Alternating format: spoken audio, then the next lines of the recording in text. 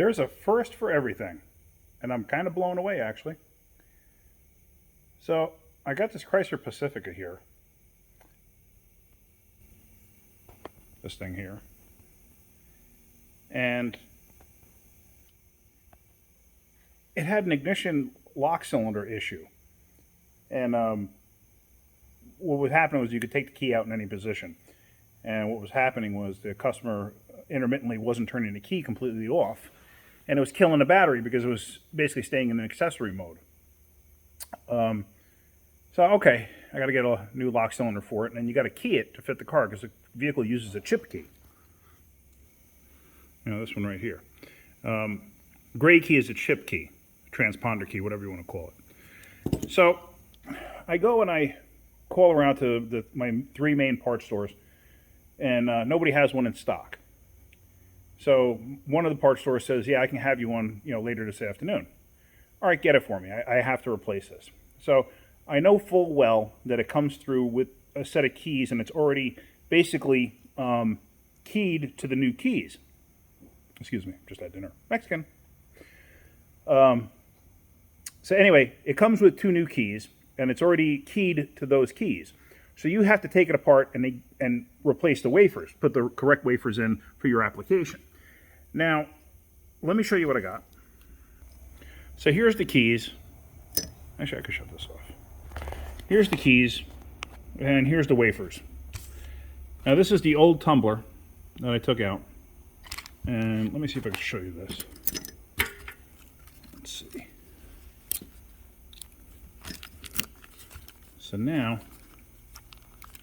I just rotated that in there, and the key comes out. As you can see, I'm rotating it there, and the key comes out in any position. So, like I said, it was leading to the key being left in the accessory position and not starting, and killing the battery so it wouldn't start. So anyway, I get the new tumbler and that, and like I said, I know I got to take it apart, and I got to take out the wafers, and I got to make it fit this key.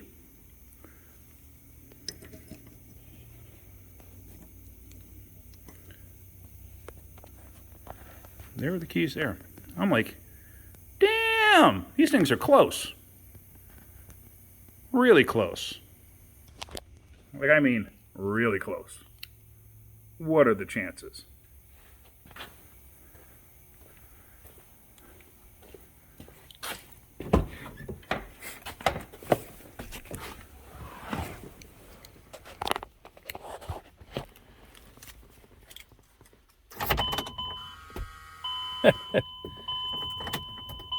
I did not key that. Works perfectly. I can't tell you how many ignition lock cylinders I've changed over the years. Has to be dozens and dozens. I honestly can't tell you how many I've done. I've probably done, just this year, I've probably done 5 so far. For some reason, in the last 2 weeks, I've had an absolute run of these things. This is the 3rd one since yesterday. Don't know why. Just all of a sudden had a run on them.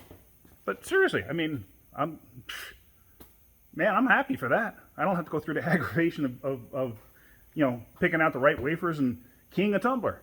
Just thought I'd share that with you. I was very happy with that. So if you get anything out of my videos, hit the like button. If you could, please subscribe. It'll help me make more videos.